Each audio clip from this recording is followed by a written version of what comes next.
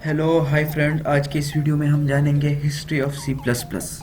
तो चलिए शुरू करते हैं। सबसे पहले सी प्लस प्लस की डिफिनीशन थोड़ी जान लेते हैं। एक बेसिक डिफिनीशन जो इसकी है वो है C plus plus is a general purpose object oriented programming language.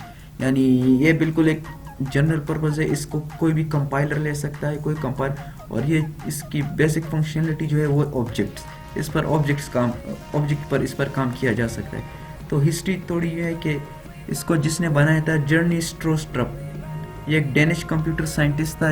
उस वक़्त उसने 1979 में उसने इस पर काम शुरू किया था, सी विद क्लासेस। उस वक़्त उसने इसे ये नाम दिया था, लेकिन बाद में इसने इसका नाम चेंज किया। मोटिवेशन जो इसको आई थी कि एक लैंग्वेज ये क्यों बनाए, तो दरअसल ये जो अपने पीएचडी कर रहा था, तो पीएचडी में वो एक थीसिस बनाना चाहता था। और थीसिस बनाते वक्त वो एक लैंग्वेज का इस्तेमाल कर रहा था जिसका नाम था सेमोला।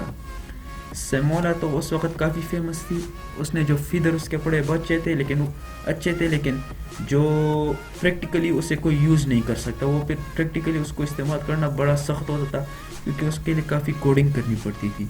तो इसी के तहत उसने एक प्लान बनाया कि सी लैंग्वेज को, जो उस वक़्त काफ़ी बड़ी मशहूर थी और इस्तेमाल की जाती थी, उसको और सेमोला के कुछ फीदर्स को मिला ले, ताकि कोई नई लैंग्वेज बना सके। इसके साथ साथ उसने कोई और लैंग्वेज भी इस्तेमाल किए थे इसमें। For example Algol, 69, ADA, ML, seal, ये भी उस वक़्त कंप्यूटर थे, लेकिन ये लो लेवल लैंग्वेज थे काफ़ी, ये 0 और 1 पर ही समझते थे।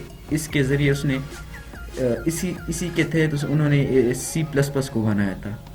तो बाद में जो उसके फीदर्स उन्होंने चेंज कर लिए स्ट्रोस्ट्रप ने, तो सी विद सी क्लासेस नेम उसे दिया था। क्यों, इसमें क्या चेंजेस की थी? क्योंकि उसकी एक टाइपिंग क्या थी सी प्लस प्लस में, ये काफ़ी स्ट्रॉन्ग थी। मतलब डिक्लेरेशन एक टाइम किया जा सकता है, बार बार नहीं किया जा सकता। आर्गूमेंट दे सकते हैं हम, क्लासेस बना सकते हैं। ये सी विद सी क्लासेस, जब ये आर्गूमेंट्स और ये वगैरह आ गए तो उन्होंने उसका नाम तब्दील कर दिया।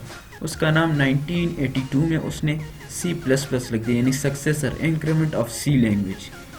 और 1992 में, लेकिन उस वक़्त भी ये रिलीज़ नहीं हुई थी, क्योंकि उस पर काफ़ी काम करना बाकी था।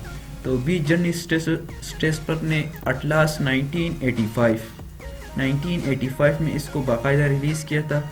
और उस वक़्त उसने उस पर सिर्फ वर्चुअल फंक्शन और मोर फीदर, फॉर एग्जांपल पॉलीमॉर्फिज्म और इनहेरिटेंस, ये उसने शामिल कर दी। और एट लास्ट अक्टूबर 1985 को ये लैंग्वेज रिलीज़ हुई थी।